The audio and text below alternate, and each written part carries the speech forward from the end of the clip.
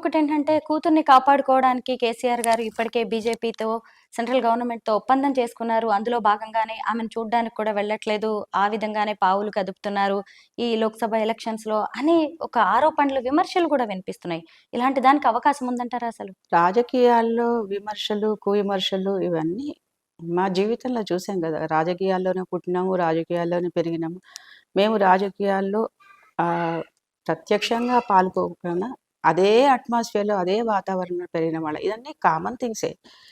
ఒక్క మాట మీరు ఇప్పుడు అన్న దాంట్లోనే బీఆర్ఎస్, బీజేపీ ఏదో కుమ్ముక్కయినారు అనంటే ఆవిడనెందుకు అరెస్ట్ చేస్తారు? వాళ్ళు కలిసినారు అనంటే ఆవిడను అరెస్ట్ చేసే అవకాశమే లేదు కదా! పోనీ ఇవన్నీ కూడా పుకార్లని మీరే అంటున్నారు. ఈ సర్క్యులేషన్‌లో నడుస్తూనే ఉంటాయి. సోషల్ మీడియా అనేది ఒక పెద్ద యూనివర్సిటీ.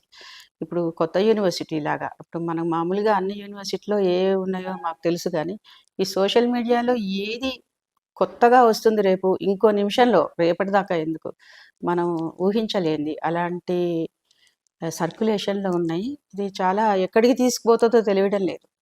సరే, మా అందరికీ బాధగా ఉంది. ఆ అమ్మాయి ఉంటే బావుండు బయట. మంచి క్యాంపెయిన్ చేసేది మొన్న. చక్కగా డిమారలైజ్ చేయడానికి ఇవన్నీ చేస్తూనే ఉంటారు. ఇది రాజకీయాల్లో ఇదేం కొత్త విషయం కాదు. నేను అట్లాగే తీసుకుంటాను. She will come out bright definitely.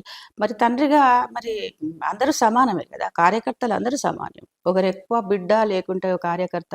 కార్యకర్త ఎట్లాగా పోతే ఎట్లా ఒక జైలుకెళ్ళినప్పుడో, లేకుంటే ఒక న్యాయస్థానానికి పోయినప్పుడో, లేకుంటే ఏది జరిగినా గూడా ఒక కార్యకర్తను చూసినప్పుడు ఎట్లా రియాక్ట్ అయితారో, బిడ్డను చూస్తే గూడా అట్లాగే రియాక్ట్ కావడం అనేది అసలైన నాయకత్వ లక్షణంగా నేను అనుకుంటాను. ఇప్పటిదాకా కవిత గారి గురించి మాట్లాడలేదు మన కేసీఆర్ గారు. కానీ మొన్న ఈ మధ్యనే ఒక్కసారి ఎలక్షన్ క్యాంపెయిన్‌లో ఒకసారి అన్నారు.